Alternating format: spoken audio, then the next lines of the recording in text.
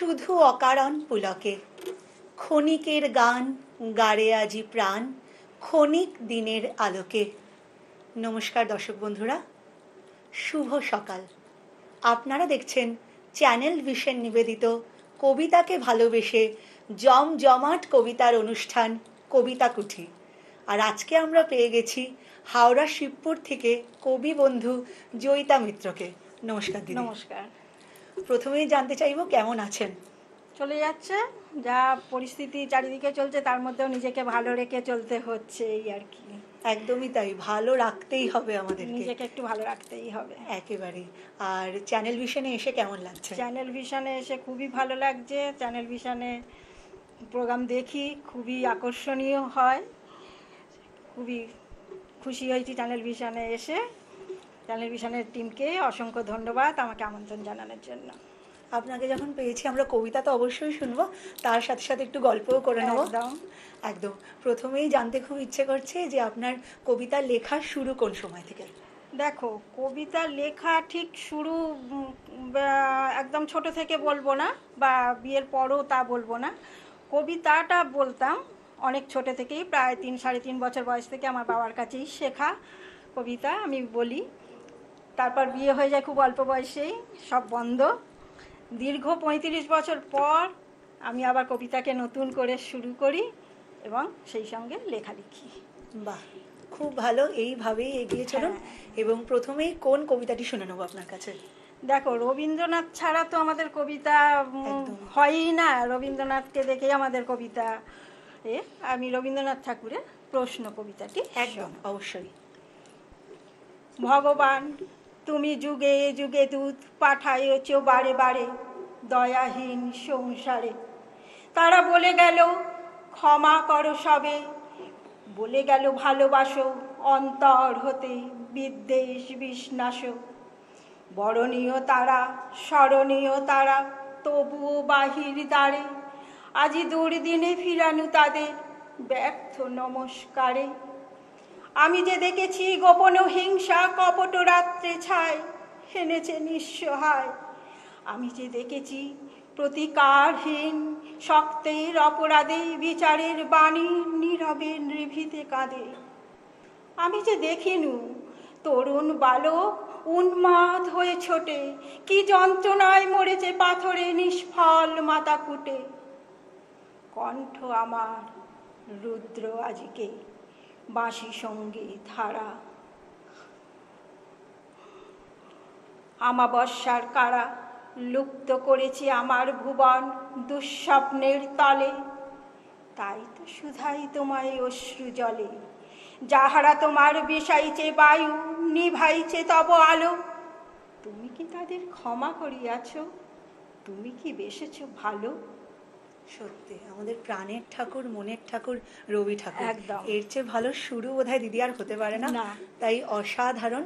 এবং এখন খুব জানতে ইচ্ছে করছে, রবি ঠাকুর তো আমাদের প্রাণে রয়েছেন, আমাদের মনে রয়েছেন, তার সাথে সাথে আপনার প্রিয় কবিকে? রবীন্দ্রনাথের পরেই আমার প্রিয় কবি সুকান্ত ভট্টাচার্য। খুব ভালো। তাহলে কি কবি সুকান্ত ভট্টাচার্যের কোনো কবিতা শুনে নেব আপনার কাছ থেকে? সুকান্ত ভট্টাচার্যের ছাড়পত্র কবিতাটা আমার খুবই প্রিয়। ছোটবেলায় অনেকবার ছাড়পত্র কবিতাটি আমি পাঠ করে প্রতিযোগিতায় পুরস্কার লাভ করেছি। এই জন্য তো আমাদের শুনতেই হবে এই কবিতাটা আপনার কাছে। শোনাচ্ছি। একদম। যে শিশু ভূমিষ্ঠ হলো আজ রাত্রে, তার মুখে খবর পেলুম সে পেয়েছে ছাড়পত্র এক। নতুন বিশ্বের দ্বারে তাই ব্যক্ত করে অধিকার, জন্মমাত্র সুতীব্র চিৎকারে। খর্ব দেহ নিঃসহায়, তবু তার মুষ্টিবদ্ধ হাত উত্তোলিত, উদ্ভাসিত কি এক দুর্বদ্ধ প্রতিজ্ঞায়।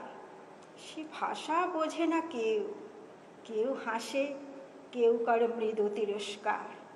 আমি কিন্তু মনে মনে বুঝেছি সে ভাষা। পেয়েছি নতুন চিঠির আসন্ন যুগের পরিচয়পত্র পড়ি, ভূমিষ্ঠ শিশুর অস্পষ্ট কুয়াশা ভরা চোখে। এসেছে নতুন শিশু, তাকে ছেড়ে দিতে হবে স্থান। ছেড়ে দেব জীর্ণ পৃথিবীতে ব্যর্থ মৃত আর ধ্বংসস্তূপ পিঠে। চলে যেতে হবে আমাদের, চলে যাব তবু আর যতক্ষণ দেহে আছে প্রাণ, প্রাণপণে পৃথিবীর সরাবো জঞ্জাল। এ বিশ্বকে এ শিশু বাসযোগ্য করে যাব আমি, নবজাতকের কাছে আমার দৃঢ় অঙ্গীকার।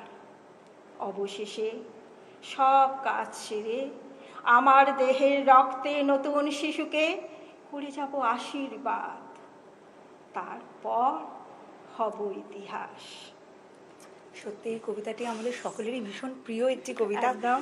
আপনার মুখে শুনে আজকে ভীষণ ভালো লাগলো দিদি, সত্যি। এবং ভীষণ ভালো লাগছে বলতে যে আপনাকে আমরা পেয়েছি এবং পরপর আমরা কবিতা শুনছি, আরও আমরা কবিতা শুনবো। আচ্ছা দিদি, এর মাঝখানে খুব জানতে ইচ্ছে করছে যে অনেকেই যখন কবিতা লেখেন সমাজের আজকাল যে ঘটনা ঘটছে আমাদের চারপাশে, একদম। সেই চিত্রটি ফুটিয়ে তুলতে অনেকে ভীষণ পছন্দ করে। আপনার লেখাতেও কি আমরা সমাজের চিত্র পাই? একদম। আমি দেখো সেরকম মানে খুব ভারী ভারী শব্দ দিয়ে আমি কবিতা লিখি না। আমি সহজ সরল ভাষায় যেমন চারিদিকে দেখি পরিস্থিতিতে বা সংসার জীবনে, আমি সেটাকেই আমার লেখার মাধ্যমে প্রকাশ করি কবিতা রূপে। আচ্ছা, আপনার লেখা একটি কবিতা যদি হ্যাঁ, একটু শোনান। এইরকমই একটা কবিতা। রিসেন্ট আমরা সবাই জানি যে আমাদের এক ডাক্তার মেয়ে মারা গেল। একদম। সেই নিয়ে রাত দখল, রাস্তা দখল, অনেক আন্দোলন হয়েছে, হচ্ছে, ঠিক। হবেও যতক্ষণ না বিচার পাই। সেই নিয়েই একটা লেখা। কিন্তু আমরা তো শুধু শরীরে ধর্ষিত হই তা নয়, আমরা মানসিকভাবেও ধর্ষিত হয়ে থাকি, কথার মাধ্যমে ধর্ষিত হয়ে থাকি। একেবারে। এইরকমই একটা লেখা আমার, বেশ। অমানবিক সমাজ। আচ্ছা। সূর্যোদয়ের এ কোন সকালের আলো, কোন অপরাধে ডাক্তার মেয়েটিকে খুন হতে হলো, মানুষ হয়ে অমানবিক অমানসিক কাজ করল। নতুন এক সূর্যোদয়ের সঙ্গে সঙ্গে সূর্যাস্ত হয়ে গেল। পশুর দল তাকে ছিন্ন ভিন্ন করে দিল। মানবিকতা মনুষ্যত্ব সব হারিয়ে হিংস্র জন্তুতে পরিণত এরা। শোনা যায় নারী ধর্ষিত হয়ে খুন হচ্ছে। শারীরিক ধর্ষণ, দেহ ছিন্ন ভিন্ন আমরা জানতে পারি। ধর্ষণ শুধু শরীরে হয় তা নয়, কথার মধ্যে দিয়েও ধর্ষিত হয়।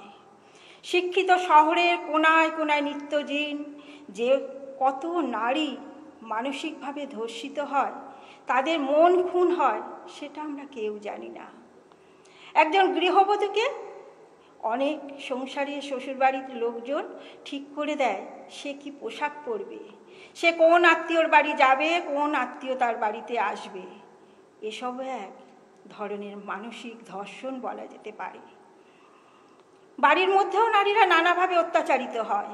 অনেক পরিবারে নারী হয়েও নারীকে মর্যাদা দেয় না। শিক্ষিত বলে দাবি করা পুরুষটিও নির্বিকার থাকে পরিস্থিতির দোহাই দিয়ে। সেটা নিষেধ থাকে গৃহবধূর উপর, সেটা নিষেধ নয় পুত্রর উপর। এ এক অদ্ভুত সমাজ সংসারে বসবাস করছি আমরা। সত্যি তাই, এবং প্রত্যেকটা মুহূর্তে বোধহয় আমরা ভয় শিউরে থাকি যে এই বুঝি আমাদের পালা। একদমই তাই। এবং এই ঘটনা বলতে গেলে শুধু তো এই ঘটনা নয় দিদি, এরকম ঘটনা আমরা আগেও পেয়েছি, হয়তো আমরা ভবিষ্যতেও পাবো। সত্যি যে মানে এখনকার সমাজ এই অবস্থা, কিছু বলার নেই আমাদের, সত্যি কিছু বলার নেই। নানান ভাবে এখনো বলে পণ প্রথা উঠে গেছে, কিন্তু আমরা খোঁজ নিই না, জানতে পারি না। পণ প্রথা নিয়েও অনেক গ্রামে গঞ্জে কোনায় কোনায় এখনো গৃহবধূদের ওপর অত্যাচার চলছে।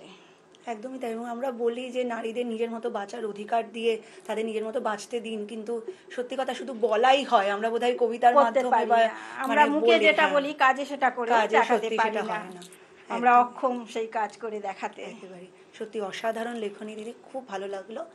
দিদি এবারে সম্পূর্ণ আলাদা প্রসঙ্গে একটি কথা আর কি জানতে ভীষণ ইচ্ছে করছে। শীতকাল চলেই এলো এবং শীতকালে আপনার কি প্ল্যান? মানে আমরা তো পিকনিক, মেলা, বিভিন্ন রকম অনুষ্ঠানও হয় বিভিন্ন, আপনি কিভাবে শীতকালটা কাটান? শীতকালে দেখো পিকনিক করতে কে না ভালোবাসে, সবাই ভালোবাসে। আমিও সুযোগ সুবিধে পেলে ফ্যামিলির সাথেই, বাইরে খুব একটা নয়, ফ্যামিলির সাথে এদিক ওদিক যাই। বা শান্তিনিকেতন, শীতকালে শান্তিনিকেতনটা খুবই মানে মনোরম জায়গা, সেখানেও মাঝে মধ্যে ঘুরে আসি। বাহ, সত্যি শীতকাল মানে ঘোরাঘুরি, এবং একদম। শীতকালে মানে গরমকালে মনে হয় না যে খুব একটা বেরোই না, ঘুরতে, না। কিন্তু শীতকাল এলেই মনে হয় যে কিন্তু একটু প্ল্যান করে আবার চলে কিছু যাই। সময় আমাদের পরিস্থিতি আমাদেরকে পিছিয়ে দেয়, ইচ্ছে থাকলেও অনেক সময় ঘুরতে যাওয়া কিছু করার হয় না, যেমন পরিবেশ। এবং শীতকালে কি অনুষ্ঠানও করা হয়? অনুষ্ঠান, হ্যাঁ, টুকটাক। আমি ফেসবুকের বিভিন্ন গ্রুপের সঙ্গে যুক্ত আছি, আচ্ছা, সেই গ্রুপের মাধ্যমে অনুষ্ঠান হতেই থাকে। বাহ, খুব ভালো। পরবর্তী কোন কবিতা শুনে নেবো দিদি? পরবর্তী কবিতা স্মৃতির ভাঁজে। বেশ।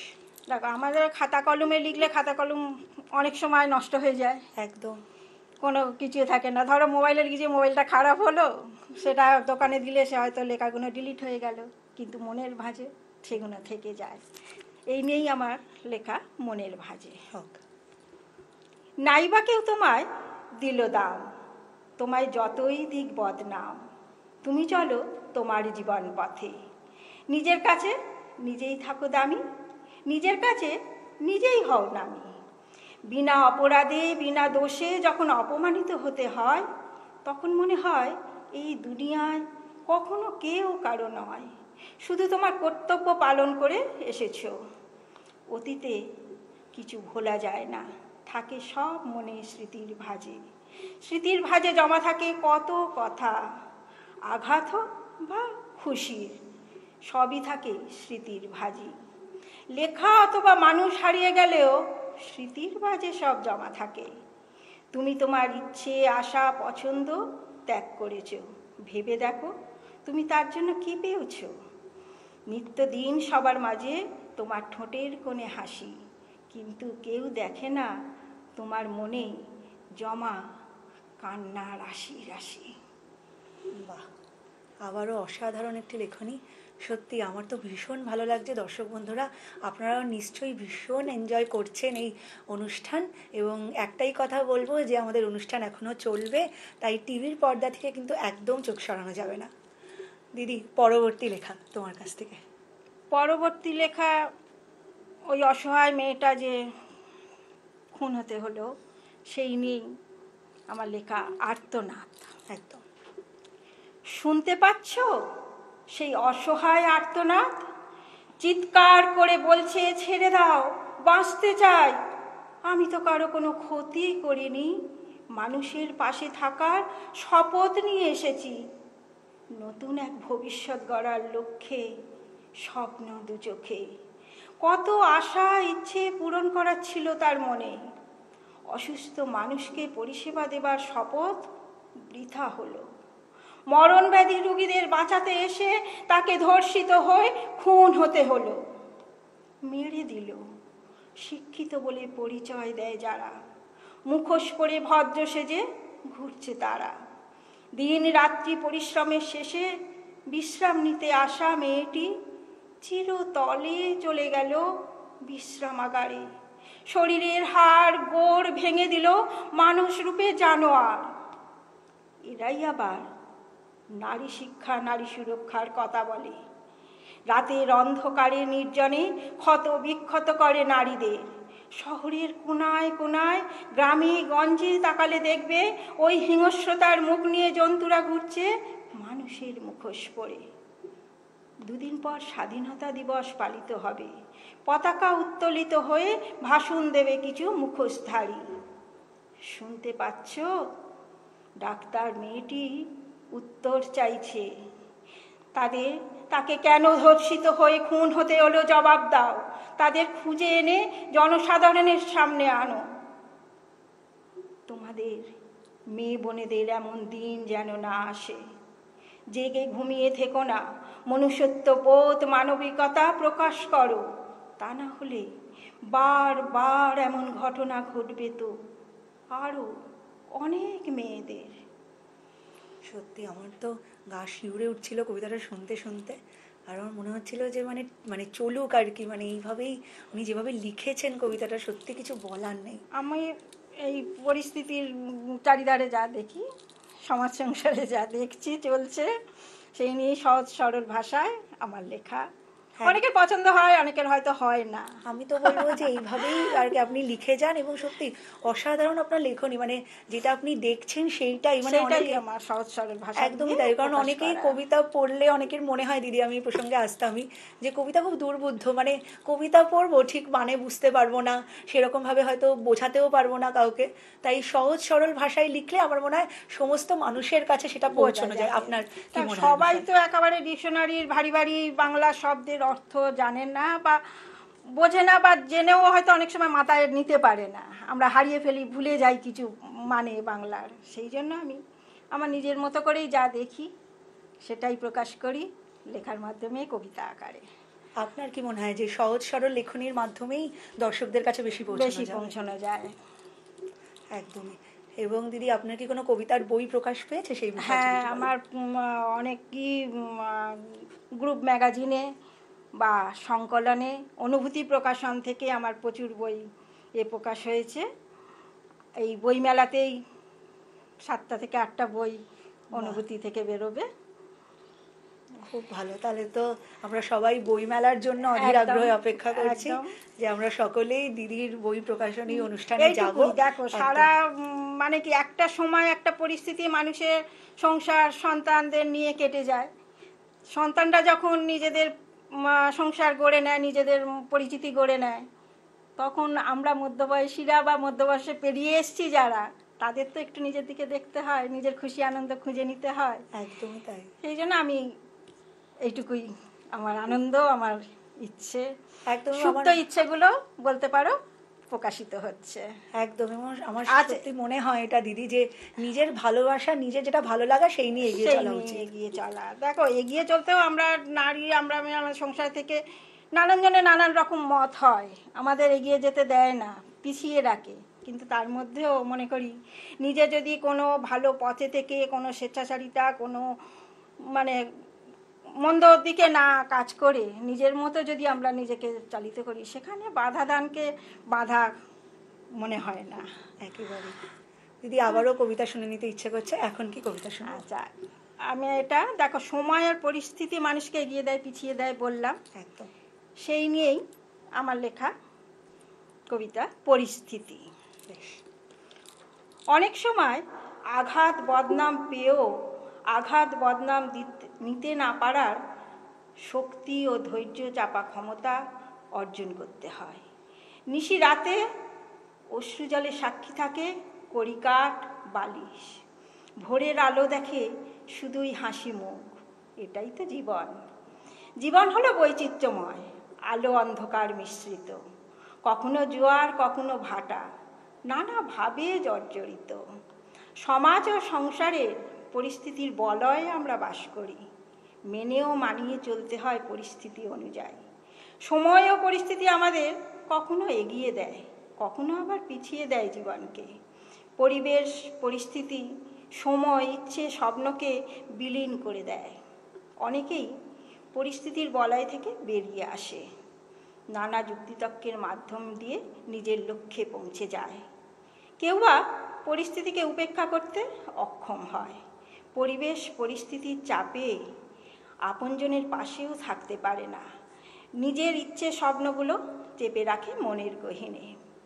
অনেকেই মনে করে ইচ্ছে থাকলে উপায় হয়, কিন্তু না, ভুল ধারণা।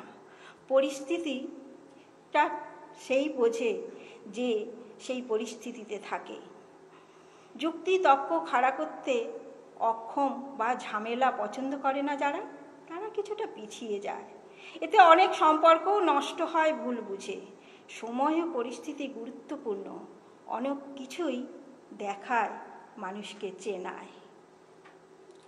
একদম, এবং পরিবেশ পরিস্থিতি সত্যি দিদির এই সহজ সরল লেখনী অসাধারণ লাগছে আমার, এবং আমার শুধু নয়, আমার মনে হয় যে আপনাদেরও ভীষণ ভালো লাগছে, কারণ যতটা সহজভাবে আমরা দর্শকদের কাছে পৌঁছতে পারবো, ততটাই মনে হয় আমাদের, সেটাই আমাদের কৃতিত্ব।